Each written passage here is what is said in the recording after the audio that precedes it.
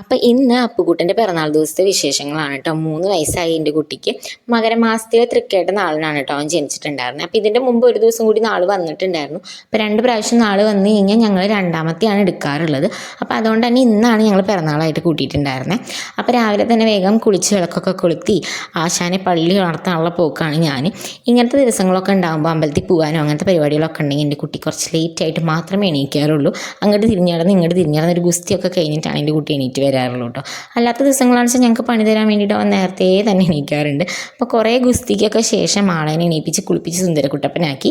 പിന്നെ ഞാൻ വേഗം പുറപ്പാട് കാര്യങ്ങളൊക്കെ നോക്കാൻ നിന്നു കേട്ടോ. കാരണം അമ്പലത്തിലേക്ക് പോകണം, അച്ഛൻ പൂജയ്ക്ക് ഏൽപ്പിച്ചിട്ടുണ്ടെന്ന് പറഞ്ഞിട്ടുണ്ടായിരുന്നു. അപ്പോൾ ഇതായിരിക്കും ലാസ്റ്റ് അമ്പലം വിസിറ്റ്. ഇനി അങ്ങോട്ട് എനിക്ക് പോകാനും പറ്റുന്നുണ്ടാവില്ല. അപ്പം ഞാനും അമ്മയും അപ്പും കൂടി പോകാമെന്നാണ് വിചാരിച്ചത്. അപ്പോൾ ഇന്ന് പൊതുപണിമുടക്കായതുകൊണ്ട് ഏട്ടനും കൂടി വരാമെന്ന് പറഞ്ഞു. അത് കഴിഞ്ഞ് ഞങ്ങൾ അമ്പലത്തിൽ ചെന്ന് നോക്കുമ്പോൾ തിരുമേനി ഉണ്ടായിരുന്നില്ല കേട്ടോ. കാരണം തിരുമേനിക്ക് വേറൊരു അമ്പലത്തിലും കൂടി പൂജയുണ്ടായിരുന്നു. അപ്പോൾ ആൾ അങ്ങോട്ട് പോയിക്കായിരുന്നു. അപ്പോൾ അതുവരെ ഞങ്ങൾ വെയിറ്റ് ചെയ്തിരുന്നു. അപ്പൻ്റെ പേരിൽ പൂജ ഉള്ളതുകൊണ്ട് തിരുമേനി വരാണ്ട് പോകാനും പറ്റില്ലല്ലോ. അപ്പോൾ ആളവിടെ ഓടിക്കളിക്കലൊക്കെയാണ്. അച്ഛൻ്റെ കൂടെ പോയിട്ട് നല്ല പരിചയമാണ് അമ്പലമൊക്കെ. അത് കാരണം കൊണ്ട് തന്നെ ആളുടെ വീട് പോലെയാണ് അവിടെ. അത് കഴിഞ്ഞിട്ട് ഞങ്ങൾ വേഗം തൊഴിലൊക്കെ കഴിഞ്ഞ് പുറത്തേക്ക് ഇറങ്ങി ഒരു ചെറിയ ഫോട്ടോഷൂട്ടിനൊക്കെ വേണ്ടി ഇറങ്ങിയതാണ്. അപ്പോൾ ഇതാണ് നമ്മുടെ അമ്പലത്തിൻ്റെ പുറത്തെ ലുക്ക് കേട്ടോ. ചെറിയൊരു അമ്പലക്കുളം കാര്യങ്ങളൊക്കെ ഉണ്ട് ഇവിടെ.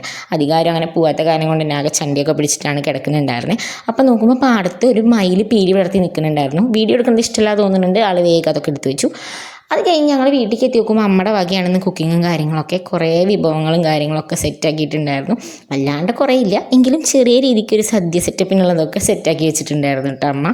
അത് കഴിഞ്ഞ് നോക്കുമ്പോൾ ഞങ്ങൾ ചോറ് കൊടുക്കാമെന്ന് വിചാരിച്ചു. അപ്പോൾ വിളക്കത്തൊക്കെ വിളമ്പിയിട്ടാണ് നമ്മൾ ഫുഡ് കൊടുക്കാറുള്ളത്. അപ്പോൾ ഓരോന്നായിട്ട് ഞാനാണ് വിളമ്പണേ. അപ്പോൾ പുളിയിഞ്ചി ഉണ്ടായിരുന്നു, അതേപോലെ തന്നെ അച്ചാറുണ്ടായിരുന്നു. ഇവനാണെങ്കിൽ അച്ചാർ ഭയങ്കര ഇഷ്ടമാണ് കേട്ടോ. ഞാൻ ചെറിയ കുട്ടിയാകുമ്പോൾ കൂട്ടാത്ത സാധനങ്ങളൊക്കെ ഇവനിപ്പോൾ നല്ലോണം കൂട്ടാറുള്ളത്.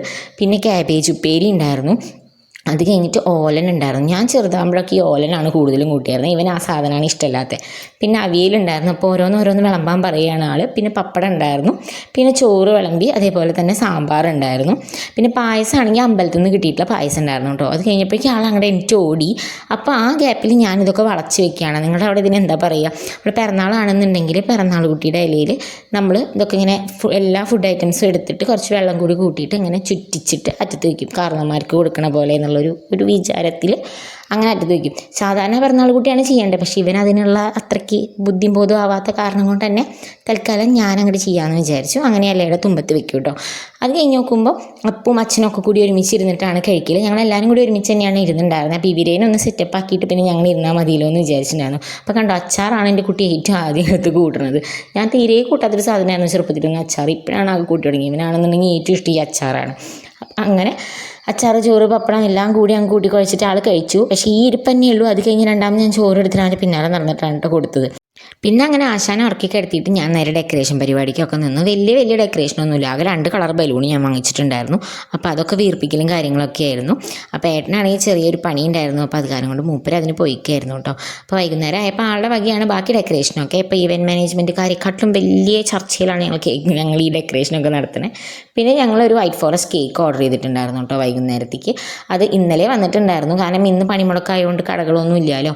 അപ്പോൾ ഞങ്ങൾ ഓരോരുത്തരായിട്ട് അതൊക്കെ കേക്കൊക്കെ മുറിച്ച് അവൻ്റെ വായി കൊടുക്കുകയാണ്. അപ്പോൾ അപ്പുറത്ത് കൊച്ചച്ഛൻ്റെ വീട്ടുകാരും പിന്നെ അച്ഛനും അമ്മയും അനിയനും പിന്നെ ഞങ്ങളുമാണ് ഉണ്ടായിരുന്നത്. അപ്പോൾ അത്രയൊക്കെയാണ് ഇന്നത്തെ കേക്ക് മുറി വിശേഷങ്ങളൊക്കെ. ഇത്രയുള്ളൂ. ബൈ.